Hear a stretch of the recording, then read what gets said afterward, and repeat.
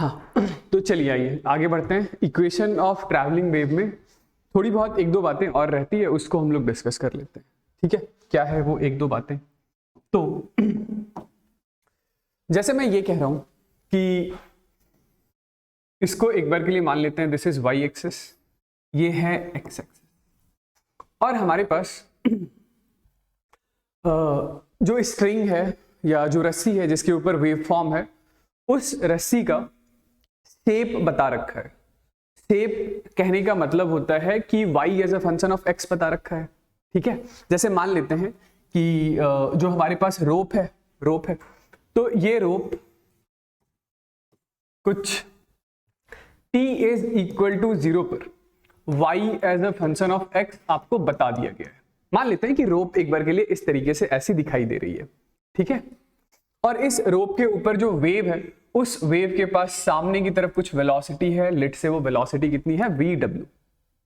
ठीक है, तो लास्ट क्लास में जो सवाल कर रहे थे उसमें हमारे पास t इज इक्वल टू 0 पर इस रोप के किसी पार्टिकल का डिस्प्लेसमेंट एक्सप्रेशन दे रखा था, तो वहां से हम लोगों ने इक्वेशन ऑफ वेव निकाल लिया। अब मैं क्या कहना चाह रहा हूं कि t इज इक्वल टू 0 पर ये रस्सी कैसी दिखाई दे रही है, मतलब कि रोप के ऊपर जो वेव है उस वेव का एक स्क्रीनशॉट ले लिया गया है, और वो जो स्क्रीनशॉट है उसके लिए आपको displacement expression y as a function of x बता दिया गया है। यहां से यदि आपको इक्वेशन ऑफ वेव निकालना हो तो आप क्या करेंगे? तो आप कुछ ऐसा सोच सकते हैं कि यदि ये वाला जो हमारे पास कोऑर्डिनेट होगा, ये कोऑर्डिनेट 0, y है। ठीक है, मान लेते हैं इस कोऑर्डिनेट की वैल्यू क्या है, 0, y है। ये वेव सामने की तरफ v वेलोसिटी से भाग रहा है, तो यदि वेव का ये peak t is equal to 0 पर इस पॉइंट पर है, तो किसी time t is equal to t पर यही पीक यहां से चलते चलते यहां आ जाएगा। ठीक है, कितना डिस्टेंस कवर कर लेगा? तो ये डिस्टेंस हो जाएगा जो भी वेव की वेलोसिटी है उसको t से मल्टीप्लाई कर दीजिए। ठीक है, तो उस टाइम पर किसी टाइम t पर ये जो स्ट्रिंग है, ये जो स्ट्रिंग यानी कि ये जो रस्सी है, वो रस्सी आपको ऐसी दिखाई देगी। तो अब इस रस्सी के लिए जो डिस्प्लेसमेंट एक्सप्रेशन होगा वो y is equal to f of x के, मतलब जो f ऑफ x हमें दे रखा है, तो उसी में हमें इस x को रिप्लेस करना होगा x माइनस vt से। उसी में हमें इस x को किससे रिप्लेस करना पड़ेगा? x माइनस vt से।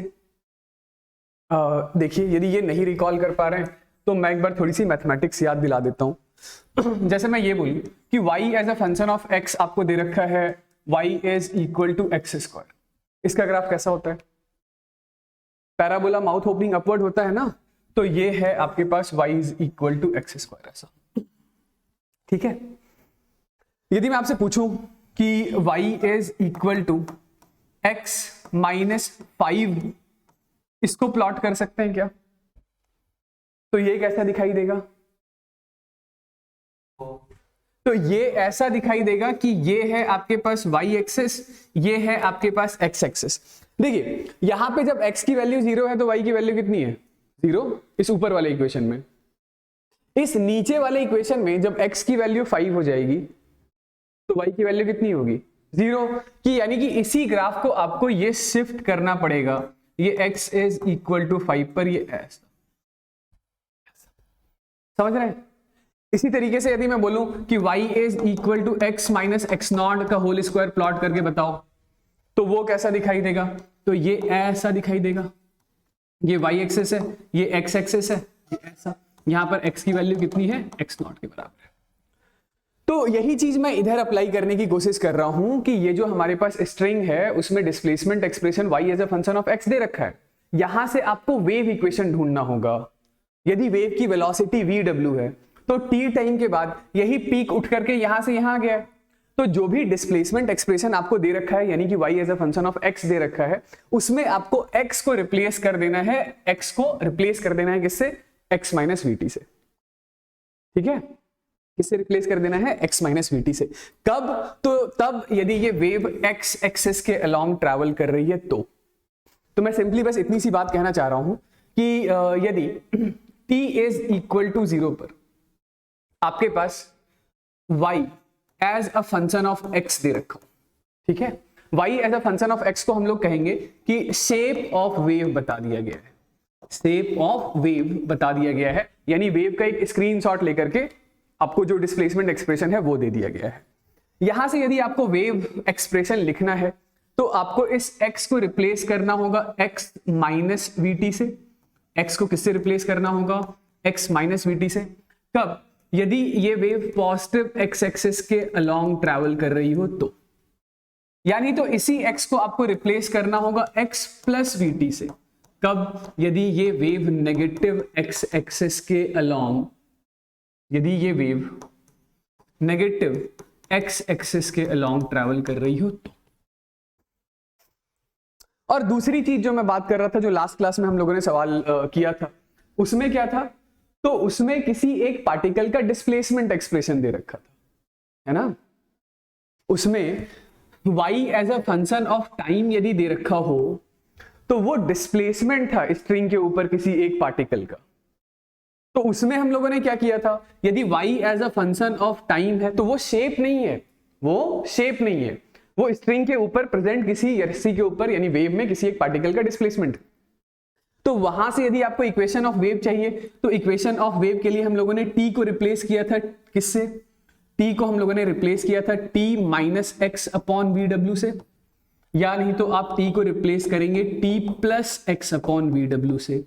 यदि t minus x upon v W से आपने रिप्लेस किया है, इसका मतलब क्या है? इसका मतलब है कि वेव पॉजिटिव x एक्सिस के अलोंग ट्रैवल कर रहा है, और यदि t plus x upon v W से रिप्लेस किया है, इसका मतलब क्या है कि वेव नेगेटिव x एक्सिस के अलोंग ट्रैवल कर रहा है। आई बात समझ? ठीक है ना। तो मेन समरी यही है, जो समरी है वो बस यही है। बाकी तो मैथमेटिक्स है, वो समझ में आ रहा है तो ठीक है, अदरवाइज बस सिर्फ यदि आप ये समरी याद रख लेते हैं तो ये डिस्प्लेसमेंट एक्सप्रेशन वगैरह वाले जो भी क्वेश्चंस हैं वो सबका आंसर कर सकते हैं। ठीक है, चलिए एक क्वेश्चन करते हैं इस पर। बताइए। तो बताया ये जा रहा है कि t इज इक्वल टू 0 पर एक ट्रांसवर्स पल्स है in a wire is described by wave function y is equal to 6 upon x square plus 3। बताइए ये क्या है? तो ये y as a function of x दे रखा है, यानी कि इसका मतलब है कि रस्सी की वो जो रोप के ऊपर जो वेव फॉर्म है उस वेव फॉर्म का एक स्क्रीनशॉट है, उस स्क्रीनशॉट के लिए डिस्प्लेसमेंट एक्सप्रेशन ये दे रखा है। ठीक है, यानी कि रस्सी के शेप के बारे में बताया जा रहा है, शेप के बारे में बताया जा रहा है। इसको प्लॉट कर लीजिए, प्लॉट कर लीजिए तो आप बोलेंगे कि ये रहा हमारे पास y एक्सिस और ये रहा हमारे पास x एक्सिस। ठीक है, जब x कोऑर्डिनेट हमारा 0 है तो y की वैल्यू कितनी है? x की वैल्यू 0 पुट कीजिए, कितना आएगा? 6/3 2। ठीक है, तो ये 2। ठीक है, स्क्वायर फंक्शन है, यानी कि जैसा पॉजिटिव x में होगा वैसा ही नेगेटिव x में होगा, तो ये वेवफॉर्म आपको कुछ ऐसा दिखाई देगा, कुछ ऐसा दिखाई देगा, राइट। ओके, इस वेव के पास वेलोसिटी कितनी है? तो वेलोसिटी है 4.5 मीटर पर सेकेंड पॉजिटिव x एक्सिस की दिशा में। ये 4.5, ये जो वेलोसिटी है यानी वेलोसिटी ऑफ वेव कितना है? तो 4.5 मीटर पर सेकेंड। हमसे क्या पूछा जा रहा है? हमसे पूछा जा रहा है कि वेव का इक्वेशन लिख के बताइए, वेव के लिए डिस्प्लेसमेंट एक्सप्रेशन लिख के बताइए। ठीक है, तो यदि वेव 4.5 मीटर पर सेकेंड से पॉजिटिव एक्स एक्सिस के डायरेक्शन में चल रहा है तो बताइए ये जो पीक है, ये पीक किसी time t is equal to t पर कितना डिस्टेंस ट्रेवल कर चुका होगा? तो ये 4.5 इंटू टी के बराबर का डिस्टेंस ट्रेवल कर चुका होगा, है ना। कि यानी कि ये किसी time t is equal to t पर, किसी time t is equal to t पर। अब ये जो रस्सी है, ये जो वेव है, ये कुछ ऐसा दिखाई देगा। तो इसका जो इक्वेशन है किसी टाइम t पर, ये जो वेव फॉर्म मैंने ड्रॉ किया है, इसका मैथमेटिकल एक्सप्रेशन ही क्या कहलाएगा? यही हमें इक्वेशन ऑफ वेव के नाम से हम लोग इसको जानते हैं। ठीक है, तो अब इसके लिए डिस्प्लेसमेंट एक्सप्रेशन लिखने का तरीका क्या है? तो आपके पास इसका डिस्प्लेसमेंट एक्सप्रेशन है ना, इसका डिस्प्लेसमेंट एक्सप्रेशन है y is equal to 6 upon x square plus 3 है। तो हम लोग इसी के इक्वेशन में, मतलब ये जो y as a function of x दे रखा है, तो हम लोग इसी में x को रिप्लेस कर देंगे। किससे? x को रिप्लेस कर देंगे x माइनस 4.5t से, x माइनस 4.5t से। समझ रहे हैं? तो अब इसके लिए जो डिस्प्लेसमेंट एक्सप्रेशन है वो y इज इक्वल टू क्या आ रहा है? तो y is equal to 6 upon x minus 4.5 into t का स्क्वायर प्लस 3। तो ये है वेव की equation. This is equation of a progressive wave. समझ गए?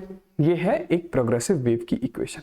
ठीक, अच्छा यदि यही वेव नेगेटिव एक्स एक्सिस के अलोंग ट्रैवल कर रहा होता तो ये वाला जो पीक है वो यहां से उठ करके किसी टाइम टी पर यहां आ चुका होता और हम लोग x को x माइनस 4.5t नहीं बल्कि x प्लस 4.5t से रिप्लेस कर रहे होते। सिंपल, ठीक है ना? चलिए, आई होप ये वाली बात तो समझ में आ गई है। ठीक है,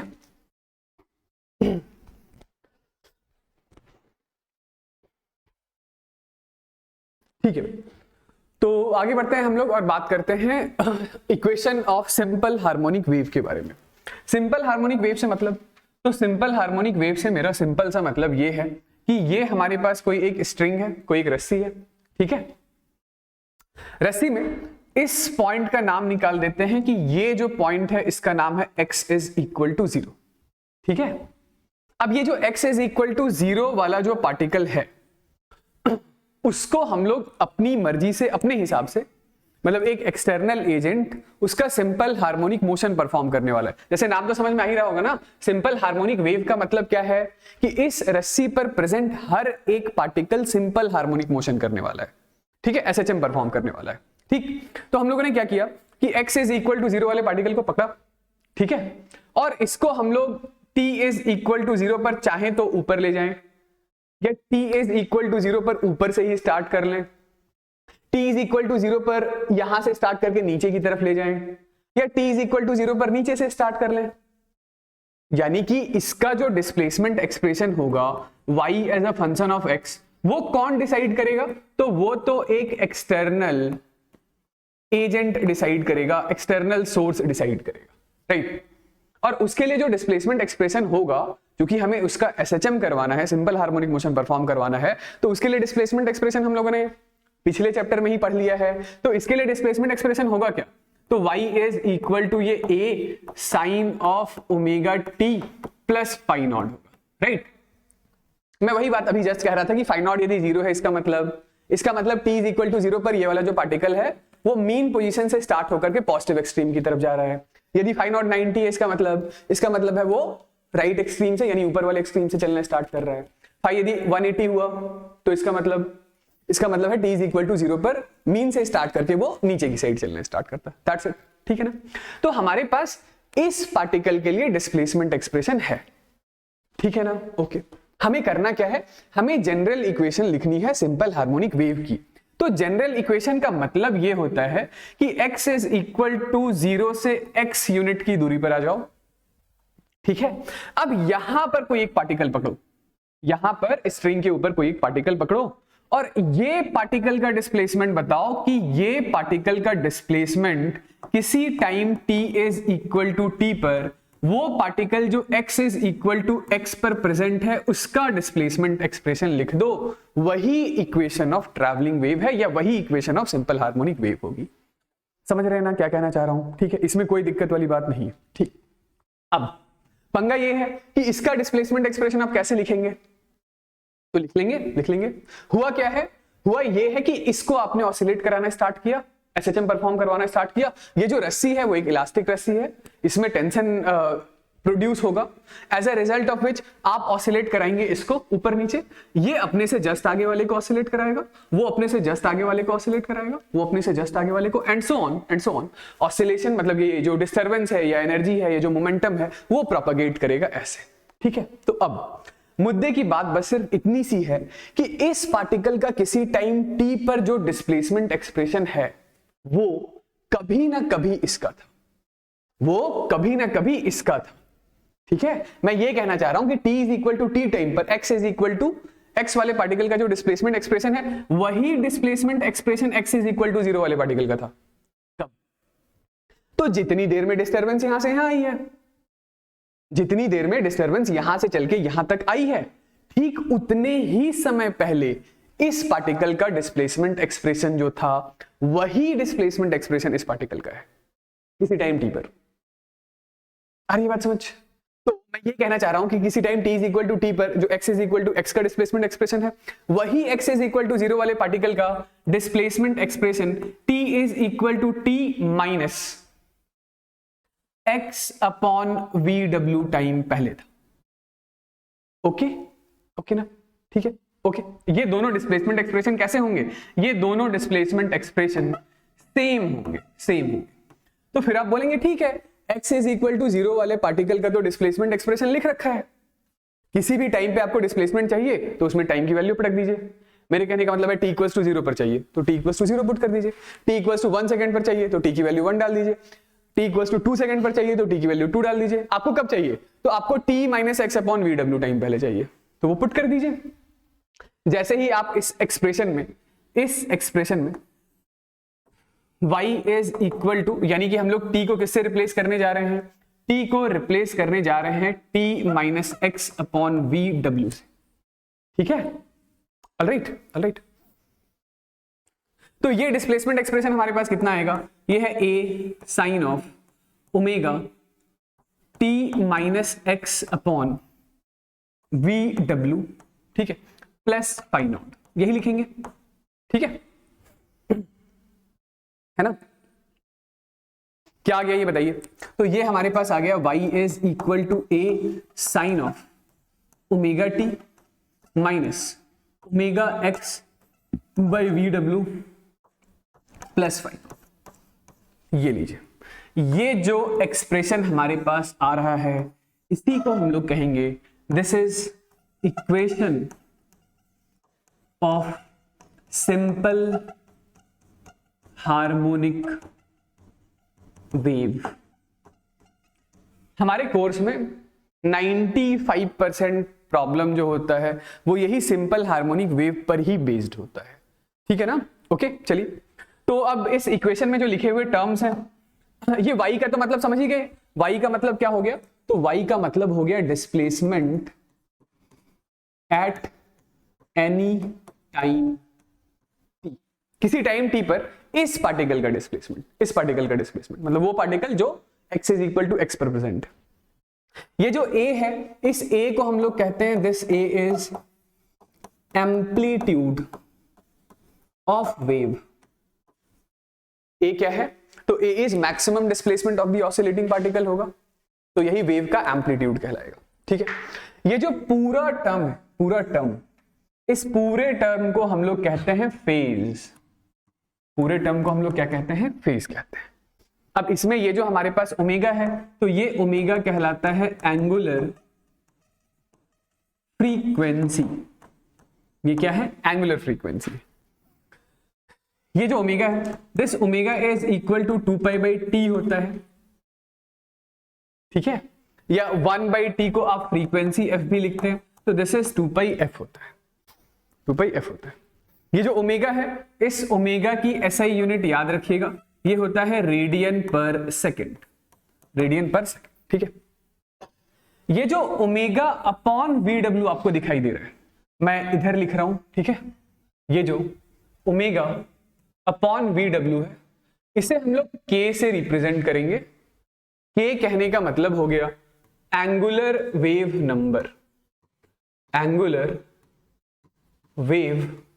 नंबर, ठीक है। आप यहां से ऐसा भी लिख सकते हैं कि जो वी डब्ल्यू यानी वेलोसिटी ऑफ वेव है, तो velocity of wave omega by के के बराबर है। लेकिन फिलहाल हम लोग एक बार के लिए के बारे में बात कर रहे हैं कि के इज इक्वल टू क्या हो गया, omega by V W, okay ठीक है।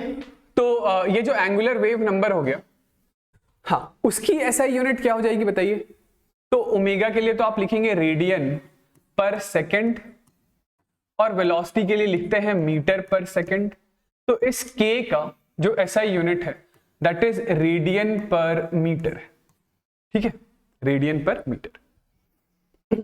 और इस फाई नॉट को तो आप पहचानते ही हैं, फाई नॉट क्या है, तो फाई नॉट है इनिशियल फेज भी कहते हैं या फेज कांस्टेंट भी कहते हैं, समझ गए, ठीक है। तो मैं ओमेगा बाई वी डब्ल्यू को के ही लिख दूं, यदि मैं एक बार के लिए ओमेगा बाई वी डब्ल्यू को के लिख दूं, तो हमारे पास यही ये जो डिस्प्लेसमेंट एक्सप्रेशन है, ये देखिएगा मैं इधर लिख रहा हूं फाइनली कि y is equal to a sine of omega t minus k x plus 5। तो ये हमारे पास आ गया displacement expression of simple harmonic wave, ठीक है, ऑलराइट। कोई दिक्कत वाली बात नहीं है। ठीक है, ठीक है। तो ये बेसिकली उस वेव के बारे में इक्वेशन हो गई जो वेव पॉजिटिव एक्स एक्सिस की दिशा में ट्रेवल कर रहा है। ये वाली बात तो है ना कि ये जो डिस्टरबेंस है वो यहां पर आपने ऑसिलेट कराना स्टार्ट किया, तो ये जो वेव की वेलोसिटी है वो कहां थी, पॉजिटिव एक्स एक्सिस के डायरेक्शन, पॉजिटिव। ठीक है, तो अब जो वेव नेगेटिव एक्स एक्सिस के अलोंग ट्रैवल कर रही होगी उसके लिए इतनी पंचायती करने की कोई जरूरत नहीं है। आप सीधा देख लीजिए कि ये हमारे पास स्ट्रिंग है, रस्सी, वही इलास्टिक रस्सी, इस वाले पोजीशन का नाम है x इज इक्वल टू 0। ठीक, तो यहां पर आपने पल्स ऐसे ऑसिलेट मतलब पल्स प्रोड्यूस किया। ठीक है, तो यहां पर ये x इज इक्वल टू 0 वाला जो पार्टिकल है उसके लिए displacement expression y is equal to a sine of omega t plus phi naught. ठीक, तो अब यहां पर ये जो वेव है ये वेव नेगेटिव एक्स एक्सिस के अलोंग सेम वेलोसिटी vw से ट्रैवल कर रही है। ठीक, तो अब इसके लिए ये x is equal to x पर कोई एक पार्टिकल है जो किसी टाइम t पर y यूनिट ऊपर है, उसके लिए डिस्प्लेसमेंट एक्सप्रेशन क्या होगा, तो मैं सीधा लिखने जा रहा हूं कि y इज इक्वल टू ये हो जाएगा a sine of omega t plus kx plus phi naught. ठीक है, चलेगा ये वाली बात, ठीक है ना। सेम काम है, वो वाला वेव जो है वो पॉजिटिव एक्स एक्सिस के अलोंग ट्रैवल कर रहा था, तो हम लोगों ने t को रिप्लेस किया था t minus x upon vw से। यहां पर आपको रिप्लेस कर देना है t को किससे, t plus x upon vw से, तो हमारे पास वेव का जो डिस्प्लेसमेंट एक्सप्रेशन है वो ऐसा आ जाए। ठीक है, चलिए, ठीक है ना, कोई दिक्कत वाली बात नहीं। ठीक है, तो चलिए आइए देखिए, कोई जो एक वेव फॉर्म है, जो एक वेव पल्स है, वो एक वेव पल्स किसी इलास्टिक स्ट्रिंग के ऊपर जो हम लोग फॉर्म करते हैं, तो उसके फॉर्मेशन की वजह से वो वेव पल्स किस तरीके से प्रोपगेट होता है स्ट्रिंग के अलोंग, थोड़ा सा हम लोग उसको एक बार के लिए जस्ट फील ले लेते हैं उसका।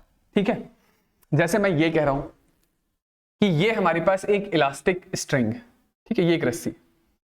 ओके, हम लोगों ने ये क्या किया कि यहां पर t इज इक्वल टू 0 पर ये वाला जो पार्टिकल है, ये पार्टिकल यानी कि x इज इक्वल टू 0 वाला जो पार्टिकल है, इसको हम लोग ऊपर की तरफ लेकर चलना स्टार्ट करते हैं with some velocity a omega से। कितनी वेलोसिटी से, तो a omega, where a is the amplitude of the wave और ओमेगा हो गया एंगुलर फ्रीक्वेंसी। ठीक है, तो मतलब आप ऐसा समझ लीजिए, a ओमेगा तो रहने दीजिए, बस आप ये समझिए कि इस t इज इक्वल टू 0 पर x इज इक्वल टू 0 वाला मतलब रोप बिल्कुल ऐसे हॉरिजॉन्टल थी, तो आपने ऊपर की तरफ इसको पुल किया। ठीक है, तो t is equal to t/4 time पर, t is equal to t/4 time पर ये रोप आपको कैसा दिखाई देगा, तो जवाब है t is equal to t/4 time पर ये जो रस्सी है, ये रस्सी आपको कुछ ऐसा दिखाई देगी कि ये वाला पार्टिकल 1/4 ऑफ टाइम पीरियड के बाद यहां पहुंच गया होगा, यहां ऐसा ऐसा। ठीक है, और बाकी की जो आपकी रस्सी है, बाकी का जो स्ट्रिंग है, वो अब भी सो रहा है मतलब उसमें किसी तरीके का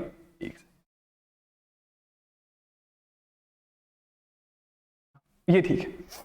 t इज इक्वल टू 0 पर आपने पार्टिकल को उसके मीन पोजीशन से ऊपर की तरफ आप लेकर चलना स्टार्ट करते हैं, तो t/4 पर रस्सी ऐसी दिखाई देगी कि यानी कि ये वाला जो पार्टिकल है, ये वाला पार्टिकल पहुंच गया है कहां, ऊपर की तरफ। तो अब ये पार्टिकल यदि ऊपर की तरफ गया, तो हम लोग स्टार्टिंग से ही एक ही बात तो पढ़ते आ रहे हैं कि आप एक पर्टिकुलर पार्टिकल को डिस्टर्ब करते हैं, ऑसिलेट करते हैं, और वही डिस्टर्बेंस उससे आगे वाले पार्टिकल में ट्रांसफर हो जाता है। यानी कि आगे वाला कोई सा भी पार्टिकल अपने से ठीक लेफ्ट वाले पार्टिकल की कॉपी कर रहा है। से मेरे कहने का मतलब है कि अब ये पार्टिकल क्या बोलेगा कि अच्छा, स्टार्टिंग वाला पार्टिकल तो जब मीन पोजीशन पर था तो वो a ओमेगा वेलोसिटी से ऊपर गया था, मैं अभी मीन पोजीशन पे हूं तो मैं भी कहां जाऊंगा, तो मैं भी a ओमेगा वेलोसिटी से ऊपर जाऊंगा। इसके आगे वाले जितने पार्टिकल्स होंगे सब कहां जा रहे होंगे, ऊपर ऊपर ऊपर, और ये पार्टिकल बिल्कुल एक्सट्रीम पर पहुंच गया है, तो इस पार्टिकल के लिए वेलोसिटी कितनी हो चुकी है, 0। समझ रहे हैं आप? ऐसा नहीं, आप किसी भी पार्टिकल की वेलोसिटी लिख सकते हैं। जैसे मान लेते हैं कि ये वाला जो पार्टिकल है वो अपने मीन पोजीशन से कुछ y डिस्टेंस ऊपर है, तो आप इस पार्टिकल की यदि वेलोसिटी लिखना चाहें तो वेलोसिटी क्या लिखेंगे, velocity is equal to omega under root of a square minus y square. याद कीजिए SHM, ये सिंपल हार्मोनिक वेव ही तो है, तो वो पार्टिकल जो मीन पोजीशन से y डिस्टेंस ऊपर है उसके लिए वेलोसिटी का एक्सप्रेशन ये रहा। आई बात समझ, ठीक है ना। तो t is equal to t/4 पर हुआ क्या कि यदि वेव की वेलोसिटी हम लोग कुछ मान लें vw, तो t/4 टाइम के अंदर ये डिस्टरबेंस यहां से चलकर यहां पहुंच गया। ये जो डिस्टरबेंस है इसने कितना डिस्टेंस ट्रैवल कर लिया, तो इसने डिस्टरबेंस ट्रैवल कर लिया vw इंटू t/4 टाइम, ठीक है। तो डिस्टरबेंस चल चुका इतना, हर पार्टिकल अपने से ठीक पीछे वाले पार्टिकल की कॉपी करता हुआ स्ट्रिंग की जो शेप है वो कुछ ऐसी हो चुकी है t इज इक्वल टू 0 से t/4 टाइम के अंदर अंदर, ठीक है। चलिए अगला इंस्टेंट देखिए, t is equal to t/2 पर ये रस्सी कैसी नजर आएगी। तो t is equal to t/2 पर ये जो रस्सी है, ये जो रस्सी है, ये रस्सी आपको नजर आने वाला होगा कुछ ऐसा। कैसे ऐसा कि ये वाला जो पार्टिकल एक्सट्रीम पर था तो वो एक्सट्रीम से तो फिर नीचे की तरफ आएगा, तो वो पहुंच चुका है नीचे। ये वाला जो पार्टिकल था ये a ओमेगा वेलोसिटी से चलना स्टार्ट किया था, तो ये a ओमेगा वेलोसिटी से चलते चलते t/4 टाइम पर कहां पहुंच जाएगा, एक्सट्रीम पर। आई बात समझ। तो अब ये इस पार्टिकल को देखिए, अब ये वाला जो पार्टिकल है वो तो अब नीचे जाने के लिए रेडी है इस पोजीशन पर आने के बाद, है ना। तो अब इस पूरे रीजन में, अब यहां इस पूरे रीजन में जितने भी पार्टिकल हैं वो सब कहां जाना चाह रहे हैं, नीचे नीचे नीचे, ठीक है। इसके आगे की रस्सी का क्या हुआ है, तो इसके आगे की रस्सी में अब भी कोई हलचल नहीं है, इसके आगे की रस्सी में अब भी कोई हलचल नहीं है, ठीक है। तो ये सारे पार्टिकल्स नीचे की तरफ आना स्टार्ट कर रहे हैं, और ये वाला जो पार्टिकल है वो कहां जाना चाह रहा है, ऊपर। कितनी वेलोसिटी से, मैक्सिमम वेलोसिटी से। ये वाला जो पार्टिकल है ये वाला पार्टिकल कहां जा रहा है, तो ये वाला पार्टिकल तो लेफ्ट मतलब रेस्ट पे है, रेस्ट पे है ना, ठीक। और इसके बाकी के सारे पार्टिकल्स कहां जा रहे हैं, ऊपर ऊपर ऊपर ऊपर। आ रही बात समझ। तो इतनी देर में क्या हुआ है कि ये जो डिस्टरबेंस है, ये डिस्टरबेंस अब इतना डिस्टेंस ट्रैवल कर चुका है, और इस डिस्टरबेंस की वैल्यू कितनी होगी, तो जो भी वेव की वेलोसिटी है उसे t/2 से मल्टीप्लाई कर दीजिए। आ रही बात समझ, ठीक है ना। तो आप देख सकते हैं कि हर पार्टिकल, जैसे ये वाला जो पार्टिकल है वो अपने से लेफ्ट वाले पार्टिकल को देख रहा है कि लेफ्ट वाला पार्टिकल जा रहा है नीचे, तो उसे भी जाना है नीचे, ठीक है। इस पार्टिकल को देखिए, तो इस पार्टिकल ने अपने से लेफ्ट वाले पार्टिकल को देखा, वो लेफ्ट वाला पार्टिकल कहां है, ऊपर, तो ये भी जा रहा है ऊपर। इन दोनों की स्पीड के बारे में आपको हल्का फुल्का आइडिया है कि किसकी स्पीड ज्यादा होगी, किसकी स्पीड कम होगी। जैसे मैं ऊपर वाले पार्टिकल की स्पीड जब दिखा रहा हूं ना, तो उसके लिए छोटा एरो ड्रॉ कर रहा हूं और यहां पर एरो बड़ा दिखा, क्योंकि हमें पता है जब particle simple harmonic motion perform करता है तो मीन पोजीशन से गुजरते समय उसकी वेलोसिटी मैक्सिमम होती है, ठीक है। और जैसे जैसे वो एक्सट्रीम पे पहुंचता है तो उसकी वेलोसिटी कम हो रही होती है, राइट। और इसके आगे के पार्टिकल्स अब भी कैसे हैं, बिल्कुल रेस्ट पोजीशन पर, ठीक। नेक्स्ट देखिए तीसरा, t is equal to 3t/4 पर क्या हुआ होगा, तो 3t/4 पर ये रस्सी, 3t/4 पर ये जो रस्सी है आपको कैसी दिखाई देगी। थोड़ा सा मैं इसको और एक्सटेंड कर लेता हूं।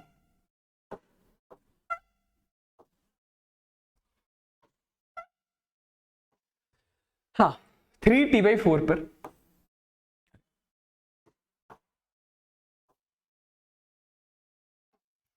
ये रस्सी आपको दिखाई देगी ऐसी, और इसके आगे वाला जो पोर्शन है, इसके आगे वाला जो सेक्शन है ये बिल्कुल रेस्ट पर है, ठीक है ना। यहां पर क्या हुआ, तो ये पार्टिकल आ चुका है कहां, एक्सट्रीम पोजीशन पर, ठीक है। ये वाला पार्टिकल अब कहां जाएगा, तो ये वाला पार्टिकल नीचे जाएगा। ये पार्टिकल कहां आ चुका है, एक्सट्रीम पोजीशन पर। ये वाला पार्टिकल कहां जाएगा, अब जाएगा ये ऊपर। आई बात समझ। तो किसी भी पार्टिकल के बारे में या किसी भी पार्टिकल की जो डायरेक्शन ऑफ मोशन है, जो स्पीड है, उसके बारे में आप कमेंट कर सकते हैं। कैसे, तो ये जितने भी पार्टिकल है, जैसे ये पार्टिकल अपने से ठीक नीचे वाले पार्टिकल को देखेगा, ये सारे पार्टिकल कहां जाएंगे, नीचे नीचे नीचे। ये सारे पार्टिकल कहां जाएंगे, नीचे नीचे नीचे नीचे, ठीक। और ये सारे पार्टिकल कहां जा रहे हैं, ऊपर ऊपर ऊपर, ठीक है। आ रही बात समझ। तो अब इतने टाइम में जो डिस्टरबेंस है वो उसने कितना डिस्टेंस ट्रैवल कर लिया है, तो VW इंटू 3t/4 टाइम के बराबर। आई बात समझ, ठीक है ना। तो फिर से वही बात है कि वो पार्टिकल जो एक्सट्रीम पर है तो वो लोग रेस्ट पर है। जो मीन पोजीशन से गुजरने वाले पार्टिकल्स हैं वो मैक्सिमम वेलोसिटी a ओमेगा से गुजर रहे हैं, ठीक है। ये वाला नीचे आ रहा है क्योंकि वो अपने से लेफ्ट वाले पार्टिकल्स को देख रहा है, वो लोग नीचे पहुंच चुके हैं। ये वाला पार्टिकल ऊपर जा रहा है क्योंकि वो अपने से जस्ट नीचे लेफ्ट मतलब जस्ट साइड वाले पार्टिकल को देख रहा है वो लोग ऊपर हैं, और ये अपने से ठीक नीचे वाले पार्टिकल को देख रहा है वो लोग नीचे हैं। ठीक है, आई बात समझ। तो नेक्स्ट अगले टाइम में यानी कि t is equal to t पर, t is equal to t पर ये आपको वेवफॉर्म कैसा दिखाई देगा?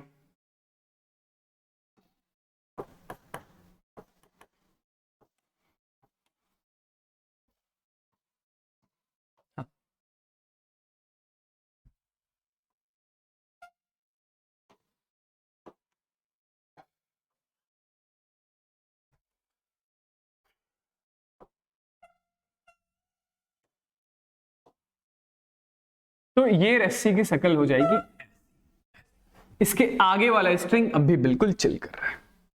ठीक है, यानी जैसे ही एक साइकिल हुआ तो ये पार्टिकल आ चुका है अपने मीन पोजीशन पर, फिर ये अब फिर से ऊपर जाएगा, मतलब आप यदि ऊपर इसे ले जाना चाहते हैं तो ये कहां जाएगा? तो ये जाएगा नीचे, ये कहां जाएगा? ऊपर। आई बात समझ?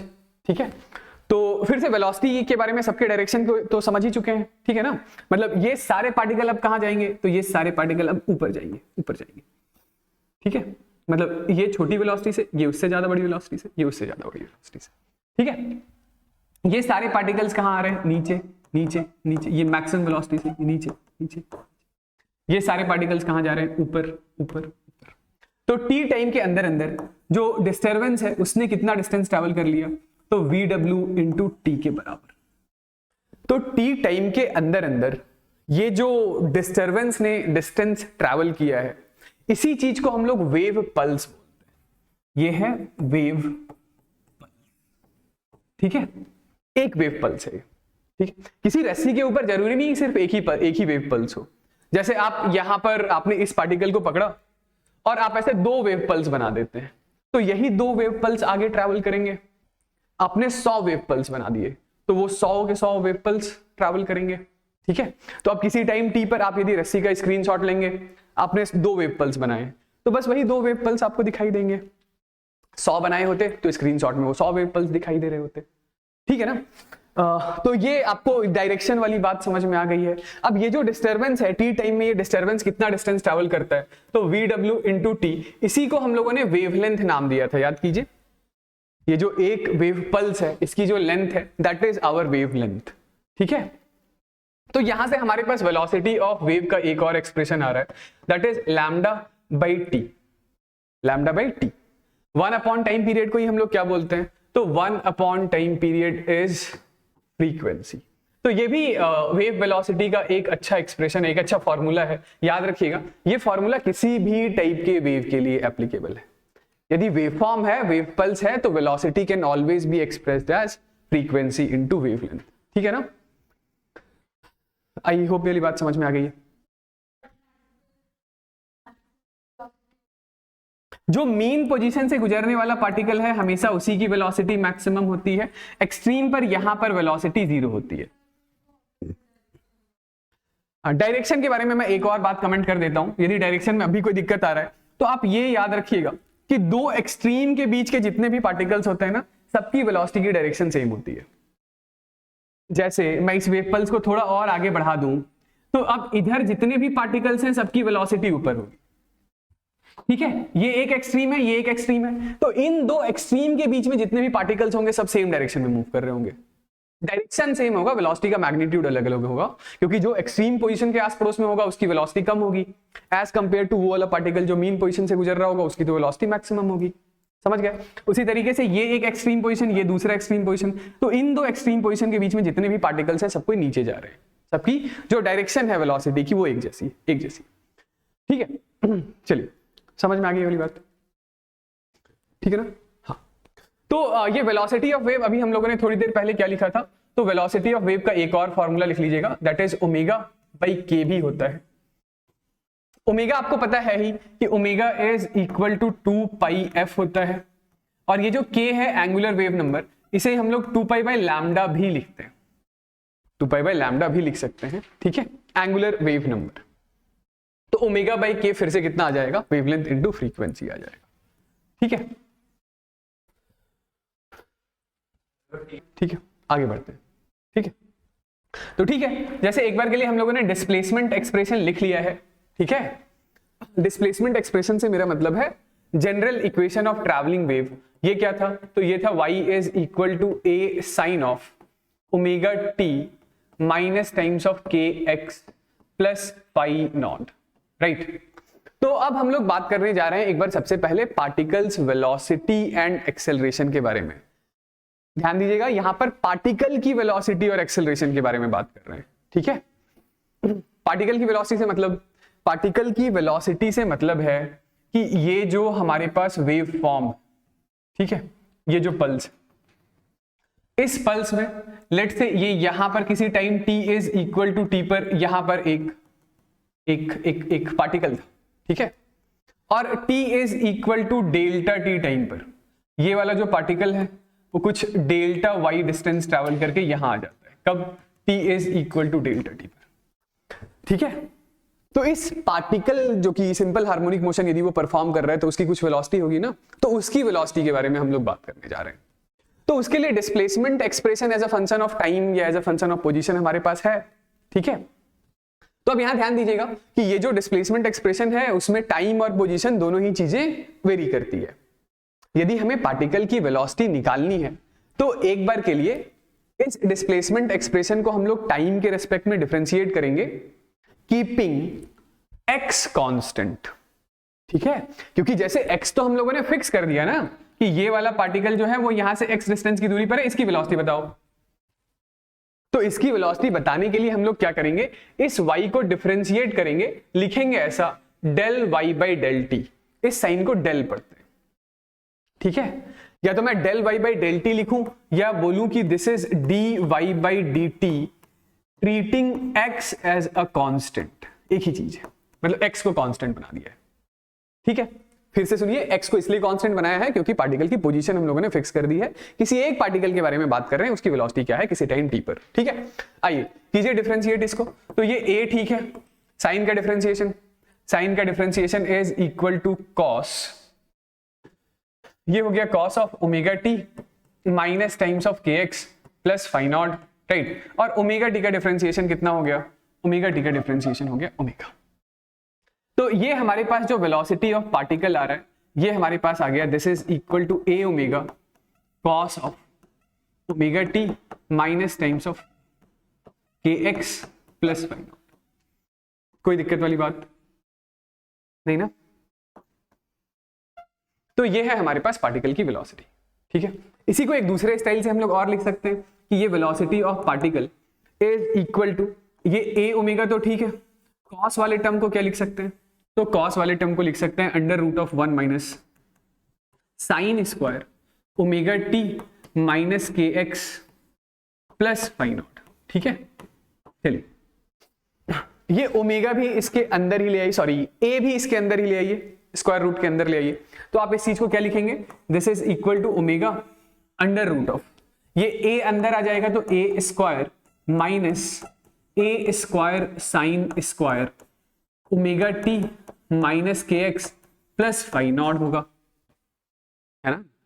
तो आप इस वेलोसिटी ऑफ पार्टिकल को लिख सकते हैं this is equal to omega under root of a square minus y square, ठीक है, राइट। तो ये दोनों एक्सप्रेशन हो सके तो ध्यान रख लीजिएगा, ठीक है। हालांकि है बिल्कुल वैसा सही जैसा आपने एसएचएम में कर रखा है, ठीक, कोई अलग से नई बात तो हम लोग कर नहीं रहे। तो इस वेलोसिटी ऑफ पार्टिकल की जो मैक्सिमम वैल्यू होगी वो मैक्सिमम वैल्यू कितनी होगी? तो मैक्सिमम वैल्यू हो जाएगा जब ये y की वैल्यू 0 होगी, यानी कि पार्टिकल अपने मीन पोजीशन से जब गुजर रहा होगा, तो maximum value of velocity will be equals two plus minus A omega, ठीक है, कहां पर? मीन पोजीशन, ठीक है। और ये जो वेलोसिटी ऑफ द पार्टिकल है उसकी मिनिमम वैल्यू कितनी होगी? 0, कहां पर? एक्सट्रीम पोजीशन पर, एक्सट्रीम पोजीशन पर, ठीक है ना। हाँ, तो सुनिएगा, जैसे वेलोसिटी हमारे पास आ गया है तो फिर नेक्स्ट हम लोग एक्सेलरेशन के बारे में बात करते हैं। एक्सेलरेशन, तो वेलोसिटी ऑफ द पार्टिकल क्या था? वेलोसिटी ऑफ द पार्टिकल आया था हमारे पास a omega cos of omega t minus k x plus phi naught. अब यदि velocity as a function of time हमें दे रखा है तो फिर से वही काम, कि x को ले लेंगे कांस्टेंट और इसको हम लोग कर लेंगे डिफरेंशिएट, यानी एक्सेलरेशन ऑफ पार्टिकल क्या होगा, तो acceleration of particle is d velocity of the particle by dt। ठीक है, कीजिए इसको डिफरेंशिएट, ये कितना आ जाएगा, तो ये a ओमेगा तो ठीक है, कॉस का differentiation is minus times of sine of omega t minus k x plus phi naught. ठीक है, और ओमेगा टी का डिफरेंशिएशन इज ओमेगा। तो ये लीजिए, ये हमारे पास आ गया है एक्सेलरेशन ऑफ द पार्टिकल, ये पार्टिकल का एक्सेलरेशन है। तो फिर आप इस पार्टिकल के एक्सेलरेशन के इक्वेशन को देखेंगे तो आप बोलेंगे कि ये जो a sine of omega t minus k x plus phi naught, ये तो हमारे पास डिस्प्लेसमेंट एक्सप्रेशन था, यही था ना। तो आप इसी एक्सेलरेशन ऑफ पार्टिकल को क्या लिख सकते हैं कि acceleration of particle is equal to minus times of omega square y. ठीक है, बिल्कुल सही, कोई दिक्कत वाली बात नहीं है ना। तो यहां से जो एक्सेलरेशन ऑफ द पार्टिकल है उसकी मैक्सिमम वैल्यू कितनी है, या मैक्सिमम वैल्यू कब है, तो मैक्सिमम वैल्यू तब होगी जब y की वैल्यू प्लस या माइनस a के बराबर होगा। तो acceleration of the particle will be minus plus times of omega square a होगा। ठीक है, मेरे कहने का मतलब ये है, कुछ ऐसा है कि इस पार्टिकल के बारे में यदि हम लोग बात करें, इस पार्टिकल के बारे में, तो इसका एक्सेलरेशन मैक्सिमम है कितना, ओमेगा स्क्वायर a के बराबर। इसका एक्सेलरेशन मैक्सिमम है कितना, ओमेगा स्क्वायर a के बराबर। ठीक है, तो जब x की वैल्यू जब y की वैल्यू प्लस a थी तो acceleration minus omega square a है। यहां पे माइनस नहीं लिख रहा हूं, यहां पे डायरेक्शन डिनोट कर दिया है। और जब y की वैल्यू माइनस a है तो एक्सेलरेशन पॉजिटिव है ओमेगा स्क्वायर a, यानी कि ये ऊपर की तरफ डायरेक्टेड है। ठीक है, चलिए ये वाली बात तो सही है। और एक्सेलरेशन ऑफ द पार्टिकल की मिनिमम वैल्यू कितनी होगी, तो मिनिमम एक्सेलरेशन होगा हमारे पास कितना, 0। कब, तो जब y की वैल्यू 0, यानी कि जो पार्टिकल यहां पर है उसके लिए उसके पास कोई एक्सेलरेशन नहीं है। ठीक है, या जो पार्टिकल यहां पर है या जो पार्टिकल यहां पर है उसके पास कोई एक्सेलरेशन नहीं है। ठीक, चलिए ये तो हम लोगों ने अपने डिस्प्लेसमेंट एक्सप्रेशन को टाइम के रेस्पेक्ट में डिफरेंशिएट किया और पार्टिकल की वेलोसिटी या एक्सेलरेशन निकाल लिया। ठीक है, कोई दिक्कत वाली बात नहीं। आप एक बार के लिए सोच सकते हैं कि ये जो डिस्प्लेसमेंट एक्सप्रेशन है, यदि हम लोग इसे, क्या है डिस्प्लेसमेंट एक्सप्रेशन, मैं एक बार फिर से लिखता हूं, तो y is equal to a sine of omega t minus k x plus phi not.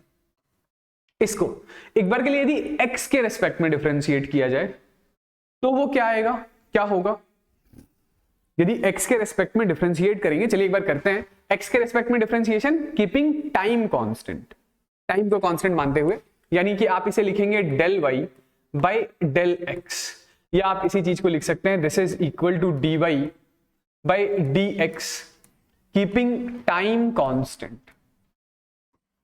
तो कीजिए डिफरेंशिएशन कितना होगा बताइएगा जरा। तो ये a ठीक है ना, साइन का डिफरेंशिएशन इज इक्वल टू, ये हो गया cos of omega t minus k x plus phi naught. ठीक है, टाइम को डिफरेंशिएट करने की जरूरत नहीं है, के एक्स का डिफरेंशिएशन इज माइनस के, तो दिस इज, ये माइनस आ जाएगा बाहर के। ठीक, तो ये del y by del x क्या है, सबसे पहले तो ये समझ लीजिए, del y by del x मतलब टी कांस्टेंट। कहने का मतलब है कि आपने ये टाइम कांस्टेंट करके ये जो वेव था, इस वेव का किसी time t is equal to t पर एक स्क्रीनशॉट लिया है, एक स्नैपशॉट लिया है, तो ये ऐसा दिखाई दे रहा है। अब del y by del x मतलब ये y है, ये x है, तो del y by del x क्या होगा, slope of tangent. Del y by del x का यही मतलब होता है ना भाई, मेरे कहने का मतलब है कि ये जो del y by del x है, this is slope of tangent.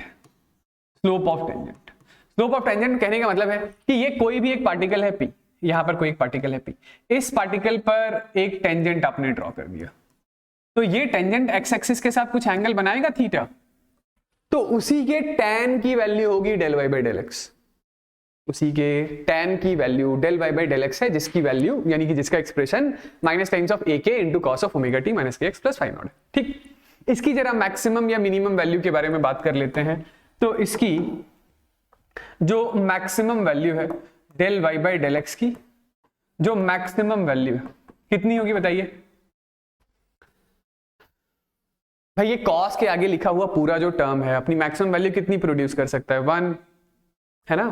तो ये कितना होगा, मतलब यदि मैग्नीट्यूड के बारे में हम लोग बात करें तो मैग्नीट्यूड इज इक्वल टू ए के, है ना। आपको पता है स्लोप पॉजिटिव कहां पर है, तो आप बोलेंगे कि स्लोप पॉजिटिव यहां पर है। आप क्या बोलेंगे, आप बोलेंगे स्लोप जो है ना, सॉरी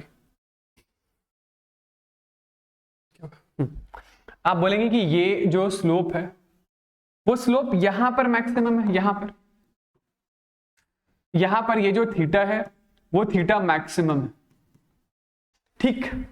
या यहां पर आप बोलेंगे कि ये जो थीटा है वो थीटा मैक्सिमम है, स्लोप ऑफ टेंजेंट यहां पर मैक्सिमम, यहां पर स्लोप ऑफ टेंजेंट मैक्सिमम, ठीक है। मतलब यहां पर भी मैक्सिमम ही है, वैल्यू मैक्सिमम है, बस वो नेगेटिव नेचर का हो जाएगा, ठीक है, यहां पर, ठीक।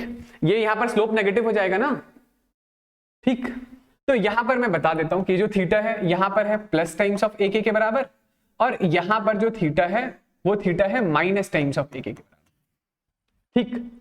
और वो थीटा जीरो कहां पर है, तो ये थीटा यहां पर जीरो है, यहां पर जो थीटा होगा कितना होगा, जीरो होगा। यहां पर जो थीटा होगा वो कितना होगा, जीरो होगा। थीटा जीरो तो उसके टैन की वैल्यू जीरो, यानी कि del y by del x zero,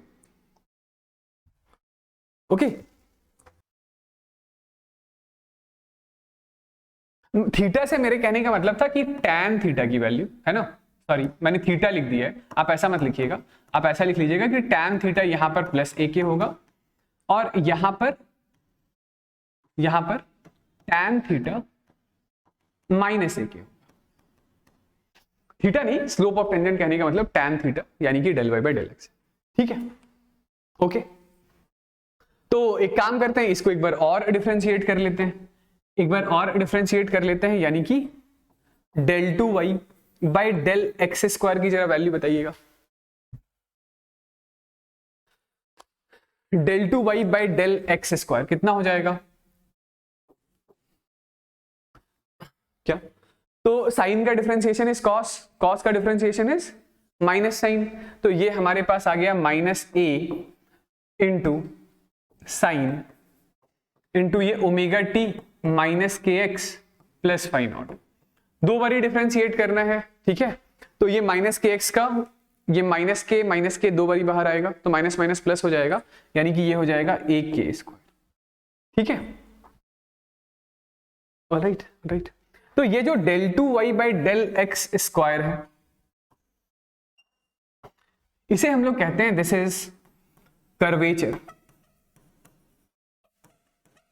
of curve. इसका क्या नाम होता है, कर्वेचर ऑफ कर्व होता है, ठीक है।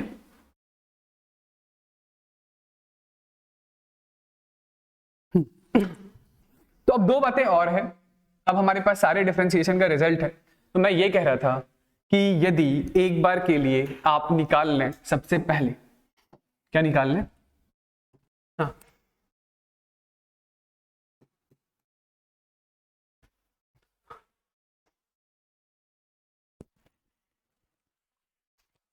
तो मैं क्या कह रहा था कि ये जो दोनों डिफरेंशिएशंस हैं हमारे पास, तो यदि हम लोग ये डेल, एक काम कीजिएगा ऐसा लिख लीजिएगा कि del two y by del t square by del two y by del x square, इसकी वैल्यू निकालिएगा। ये कितना होगा बताइएगा, del two y by del t square यानी कि जो एक्सेलरेशन ऑफ द पार्टिकल है, और del two y by del x square जिसका हम लोगों ने नाम रखा है कर्वेचर ऑफ कर्व, ठीक है। तो ये कितना था, ये था minus times of omega square, A square वो साइन वाला पूरा टर्म कैंसल आउट होने के बाद, और ये है minus times of omega square k, ठीक है, सॉरी ए था यहां पर, ये minus times of omega square by a है, और ये माइनस के स्क्वायर बाय ए, तो ए से ए कैंसल आउट हो गया था। हाँ, ये ओमेगा बाय के वेलोसिटी होता है, तो दिस इज वेव की वेलोसिटी, ठीक। तो ये del two y by del t square is equal to wave velocity का square into del two y by del x square, ठीक है। ये है linear differential equation linear differential equation of wave. ठीक है, ये है linear differential equation of wave.